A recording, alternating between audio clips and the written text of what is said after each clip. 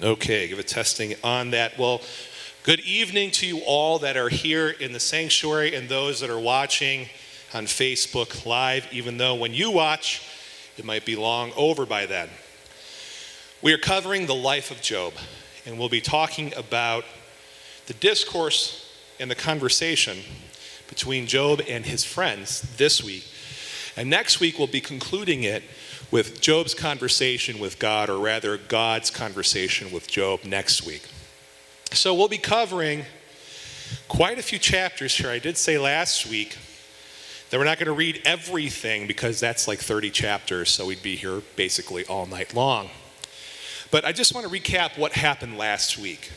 So, if you remember, there was an assembly in heaven, and Satan was amongst the angels, and he talked to God about Job, and particularly, Satan put a challenge out to God saying this, that if you touch Job and take away everything that he has, he's going to curse you to his face. And so God allows that to happen.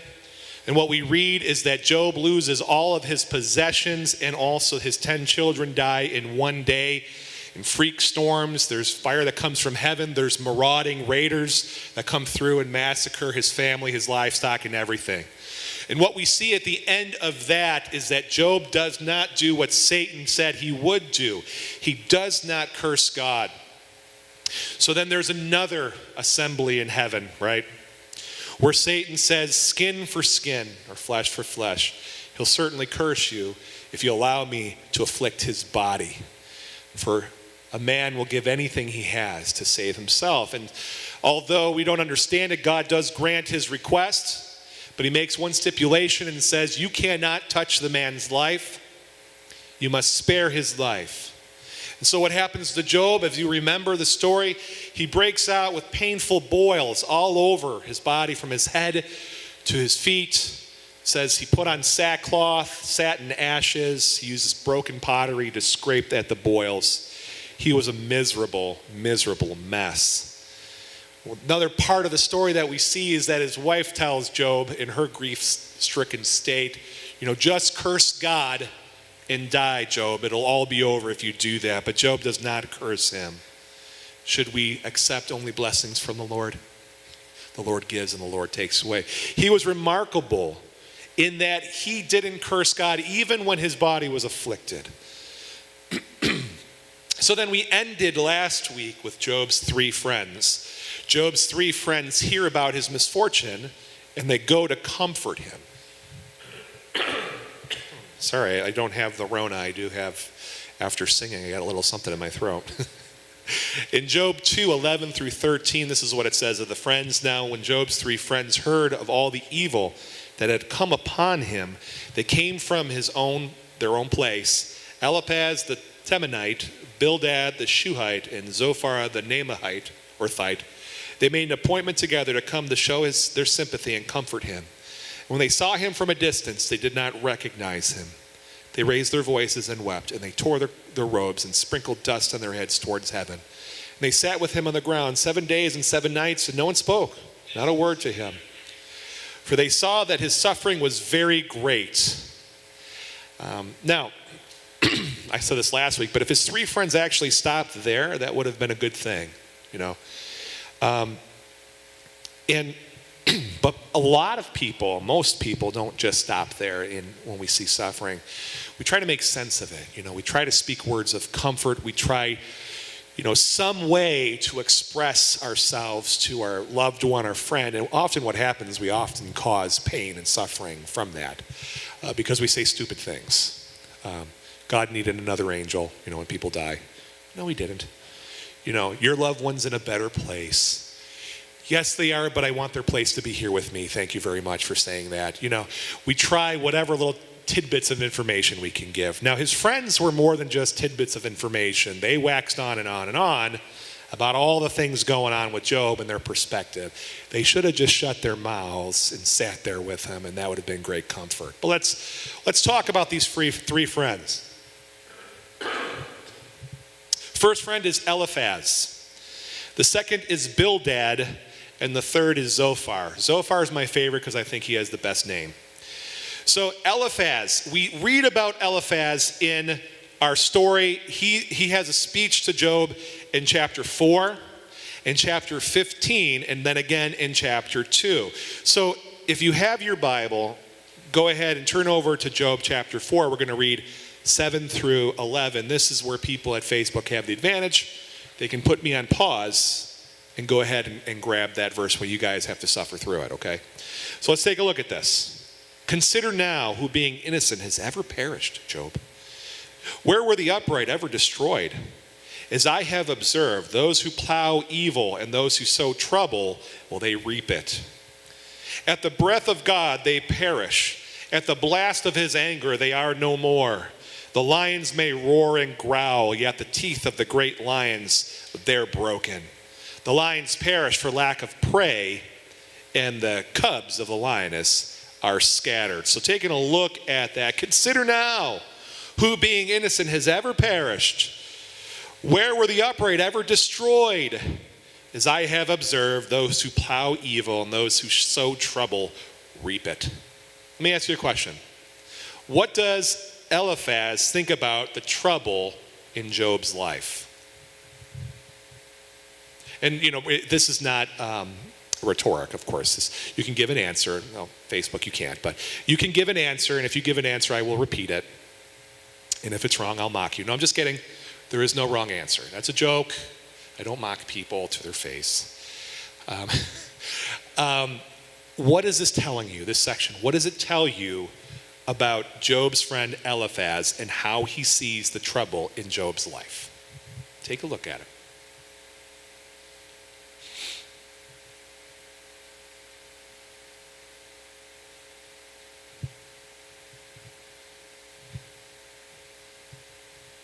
Anybody want to venture? I'm just kidding about the mocking part. Yeah, so Eliphaz thinks that Job really brought this on himself. Think about that for a minute. Consider now who being innocent has ever perished. Where were the upright ever destroyed? As I have observed, those who plow evil and those who sow trouble reap it. Let me ask you this, okay? If you were experiencing a hardship in your life, and you said, Pastor Mike, I need your support and I need your great wisdom. And I came to you and I said, consider now this. Whoever was innocent in life, have they ever perished? Were not the upright ever destroyed?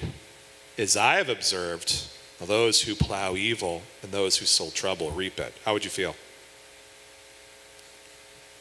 Would you feel comforted? How would you feel? You wouldn't come back. Dwayne says, I wouldn't come back to you. It'd be like I was blaming you for everything that was happening. Wouldn't that be right? Isn't that the flavor and the flair that you get from this? What do you mean, consider now those being innocent have ever perished? I'm perishing right now. What are you trying to say? When have the upright ever been destroyed? I feel like I'm about to die. What's up with you, Eliphaz? If I have observed those that plow evil and sow trouble reap it. I'm reaping trouble. You think I sowed in trouble and reaped in this? Are you blaming me right now, Eliphaz? Isn't that what it looks like? Certainly. Okay, so Job gives a response in verse 8 through 13 of chapter 6. And now he goes on quite a bit here. He goes on. I want to read 5. Yeah, I want to read 5, chapter 5, 17 through 27, because he's not quite done yet. Now understand, this is not all of his words. I'm just taking out select words, okay? So we skipped a whole bunch of stuff. But I want you to look at this in verses 17 through 27 of chapter 5. Blessed is the one who God corrects. I'm just going to let that sit with you for a minute. Blessed is the one that God corrects. So do not despise the discipline of the Almighty. For he wounds, but he also binds up. He injures, but his hands also heal. From 6 calamities he will rescue you, and the 7 no harm will touch you. In famine he will deliver you from death, and in battle from the stroke of the sword. You will be protected from the lash of the tongue, and need not fear when destruction comes. You will laugh at destruction and famine, and need not fear the wild animals. For you will have a covenant with the stones of the field, and the wild animals will be at peace with you. You will know that your tent is secure. You will take stock of your property and find nothing missing. Okay, listen to this next part and think about what Job has just gone through. You will know that your children will be many, and your descendants like the grass of the earth. You will come to the grave in full vigor, like sheaves gathered in season. We have examined this. And he's talking about his friends, we. And it is true. So hear it and apply it to yourself. Anybody else look at this like, what? Are you for real right now? What does his friend think God is doing right now? Punishing him. And we get that, and that's what Frank said, punishing him. And we get that from the very first verse that says, blessed is the one who God corrects. Eliphaz thinks God is correcting Job right now, right? So do not despise the discipline of the Almighty. So obviously Eliphaz is thinking, Job, you're wrong. God's punishing you. Accept it. And the end is so arrogant, right? Because he says, we have examined this, and it's true. Hear it, apply it to yourself, Job, and all shall be well. Okay. So what do you think Job is thinking and feeling right now? Frank's like, when is this going to end? Like, not only his boils, but when is this guy going to shut up? Probably. Because he's been going on quite a while now. Let's take a look at Job's response. In chapter 6, 8 through 13, he says this, oh, that I might have my request, that God would grant what I hope for, that God would be willing to crush me, to let loose his hand and cut off my life. Then I would still have this consolation, my joy in unrelenting pain, that I had not denied the words of the Holy One. What strength do I have that I should still hope?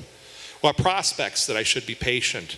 Do I have the strength of stone? Is my flesh bronze? Do I have any power to help myself now that success has been driven from me? And verse 28 through 30 says, but now be so kind as to look at me. Would I lie to your face? Relent. Do not be unjust. Reconsider, for my integrity is at stake. Is there any wickedness on my lips? This is Job talking. Can my mouth not discern malice? So what is his friend saying to him? You're the blame, right? And what's Job's response to his friends?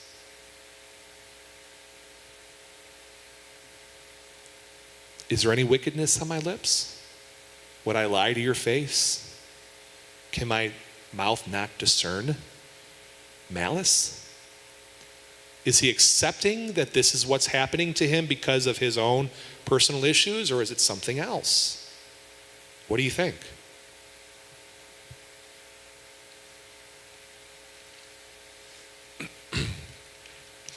If your thought is he doesn't agree with their assessment, you are correct. Because Job basically says here, I'm innocent. I haven't done anything wrong. God's crushed me and I don't know why. That's what Job thinks. Now, Eliphaz, what it works, this is poetry, so it's prose again. So what happens is the book is separated by this. You have Eliphaz that speaks. You have Job that gives a response. You have the next friend that comes in, Bildad, he speaks. Job gives a response. You have the third friend that comes in, Zophar, he speaks. Job gets a response, and then it cycles back again. It cycles back again. It keeps cycling back. Go ahead, Frank.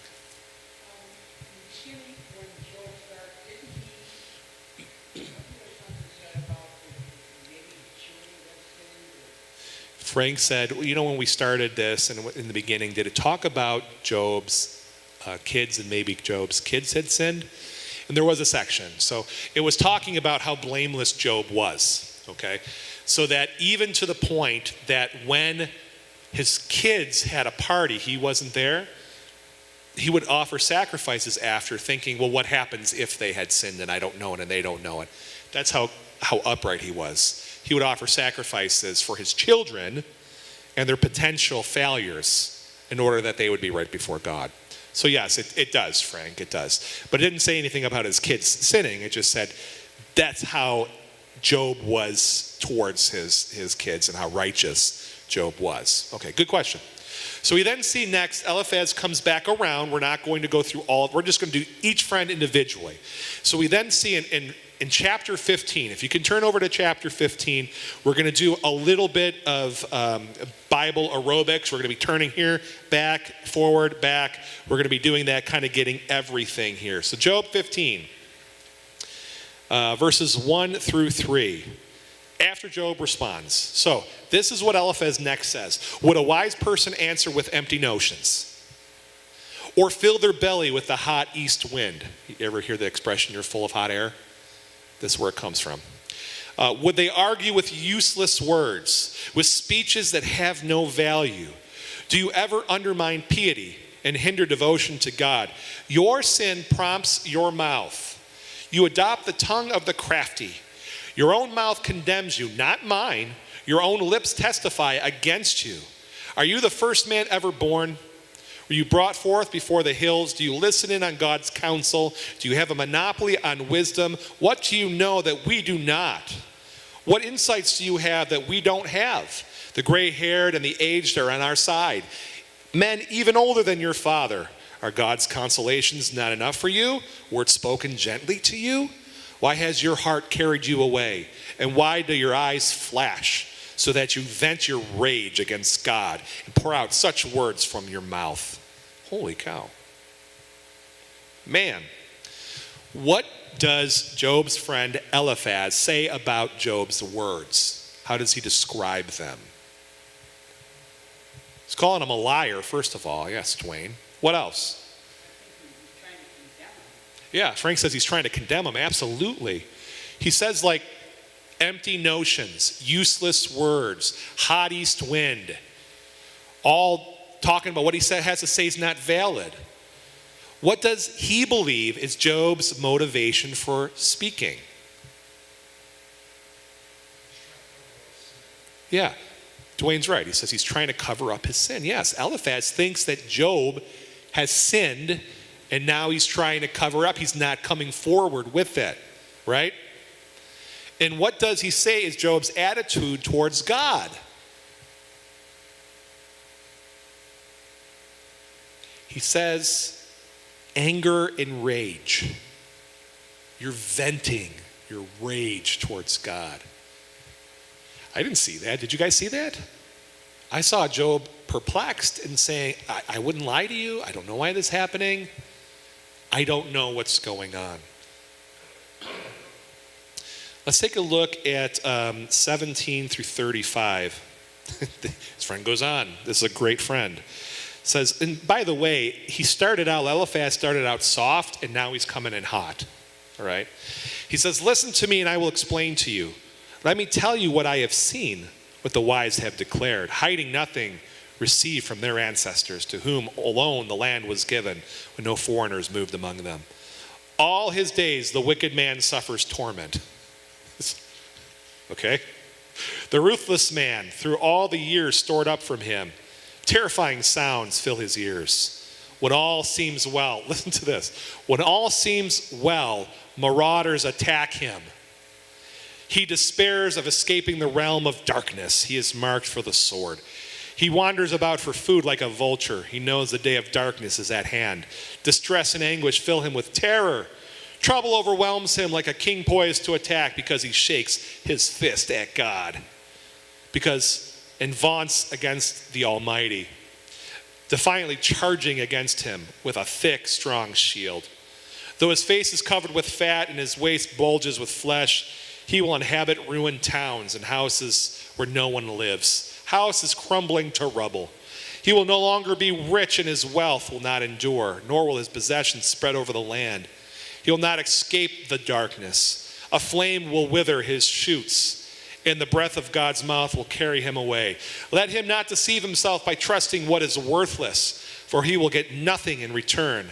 Before his time, he will wither, and his branches will not flourish. He'll be like a vine stripped of its unripe grapes, like an olive tree shedding its blossoms. For the company of the godless will be barren, and fire will consume the tents of those who love bribes. They conceive trouble and give birth to evil. Their womb fashions deceit. Okay, so this is absolutely tough right here. What does he say? Think about that. He says, marauders attack the wicked. What happened to Job's family? They were slaughtered by marauders.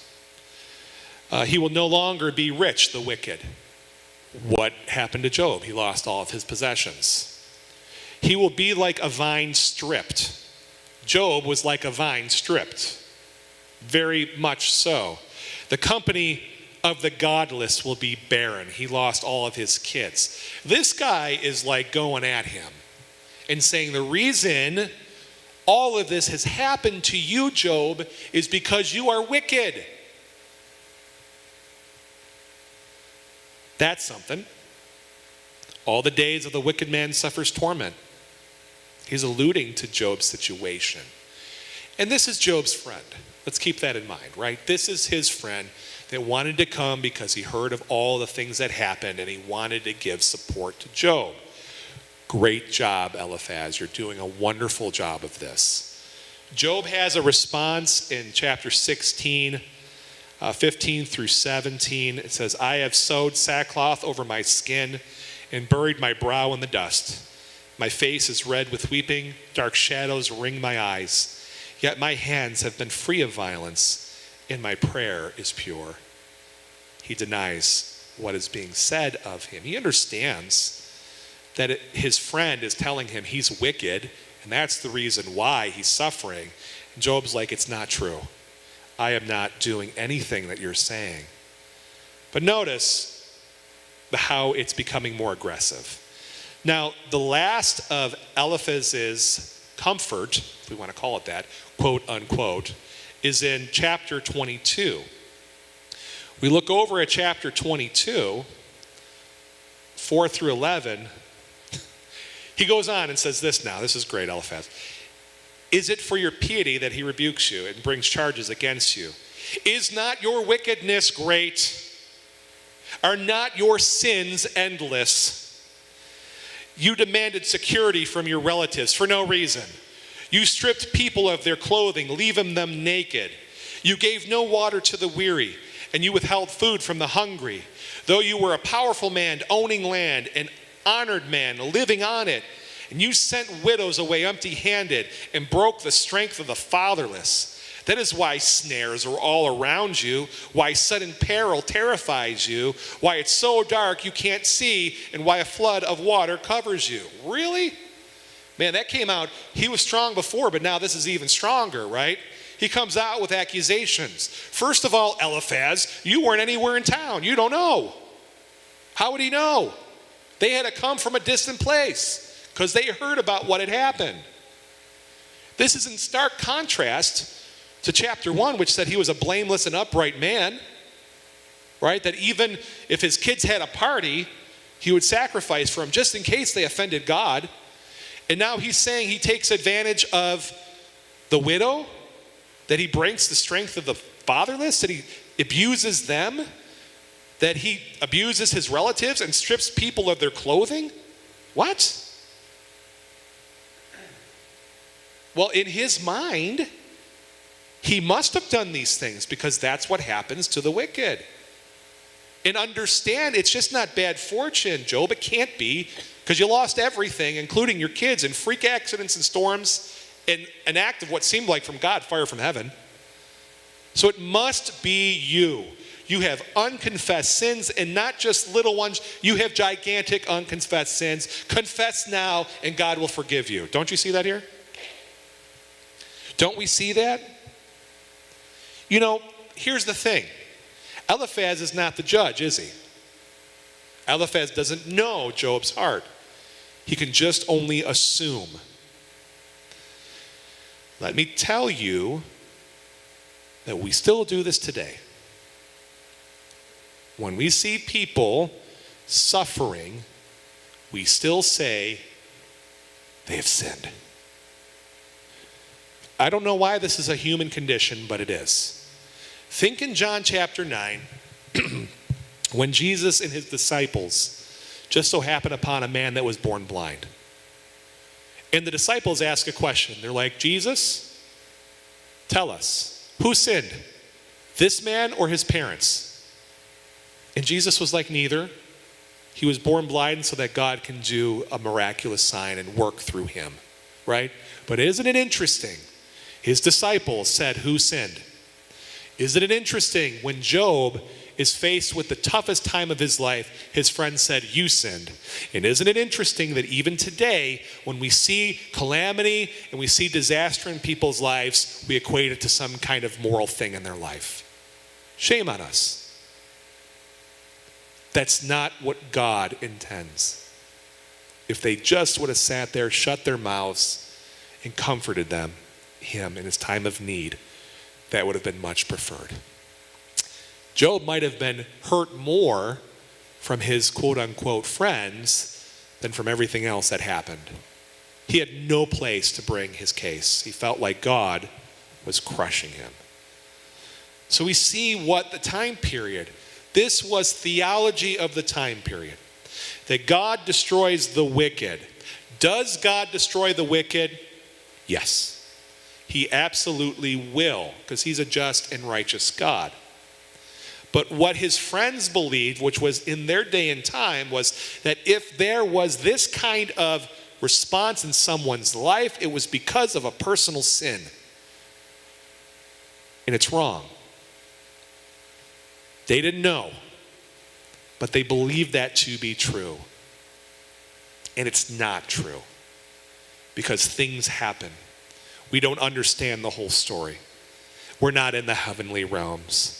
We can't ask God, and God doesn't always tell us, does he? No. So the correct response to this would be compassion. Would it be okay if his friends said, Job, I'm just wondering, is there something in your life that's not right that you need to get right with God? That would have been okay. But they didn't do that. They said, this is what it is. You're beating up orphans. You're kicking out widows. You're taking advantage of people and robbing them. So what? Hold on a second. Who are you? You know? How do you know these things? We cannot be that person, because that person is destructive. Now, I thought we would have gotten through all three friends, but really we just covered the first friend here. That is Eliphaz. So, Bildad will be number 2. So I'm probably going to carry this into next week, so we might do a little bit longer. Well, now, the first friend, he had 3 sections. The second friend, Bildad, he has 3 sections, but they're shorter. It's chapter 8, 18, and 25. Then it goes to Zophar, and Zophar has only got 2 sections. He has got chapters 11 and 20. Now, that's a little off because both of the other friends had 3 sections, and you might think this is poetry, it should be equal, and it should be. But somehow there's another guy that's in here, Elihu. They don't talk about him coming with the friends, but obviously he did. And then he has another chapter, so that balances out. It's 3, 3, and 3. Now, understand something. That Job is getting, hit from all sides. Eliphaz starts, Bildad takes up on it, Zophar starts. He gives a response to all of them. Eliphaz goes again, Bildad goes again, Zophar goes again. He then gives another response. Then we have Eliphaz still, right? We hear it right here, coming in hot. Coming in hot. He hits him, Bildad does the same thing, and then this other friend, Elihu, or a younger man, he does the same thing. And then we have, at the end of the story, God addressing Job directly. Okay, so that's the flow of what's happening. Do we have any questions so far about Eliphaz and his words of wisdom to his friend?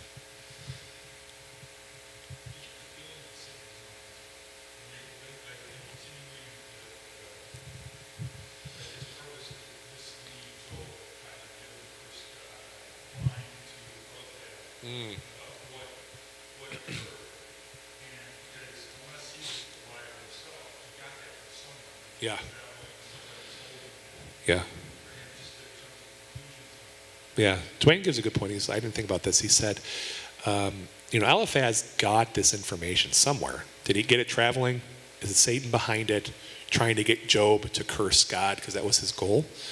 But he got it from somewhere, Where did this come from? I thought of it as being like the cultural theology of the day, erroneous, faulty as it is. But it's possible, Dwayne.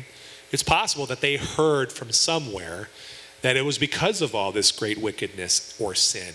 Or it's possible that Satan was just whispering in their ears to be more of a afflictor, to inflict more punishment and pain upon Job.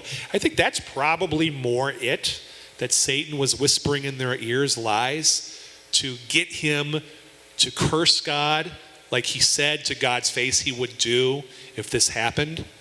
But you know what? It's interesting, and this is a spoiler for next week, is that Job never does curse God directly in any of this.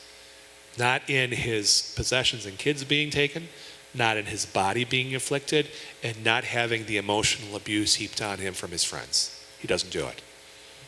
But he does have times of great questioning and feeling bad about himself, and he has some theology as well that is off, but he doesn't curse God, which I think is important.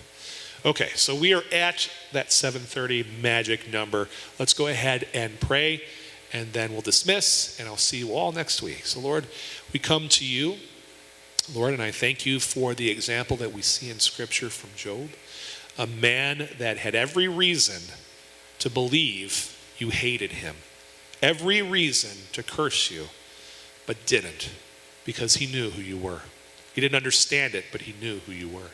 God, I just ask that would be said of us and be true of each and every one of us that are in the sound of my voice. God, that we would trust you so wholeheartedly, to believe in your character so much that when things don't make sense and it seems like it's coming from you directly and you are crushing us, that we will bless you and not curse you. Lord, that all of us would grow in you, that this could be said of us, blameless and upright, a man or a woman of great integrity. Lord, go with us this week. Help us, Lord, as we encounter troubles, as we encounter setbacks and disappointments. And Lord, help us praise your name and bring your name to those who need you. And everyone said, amen. And go ahead and read, if you haven't read the book of Job, read it this week so you're prepared again for next week. Thank you all. God bless.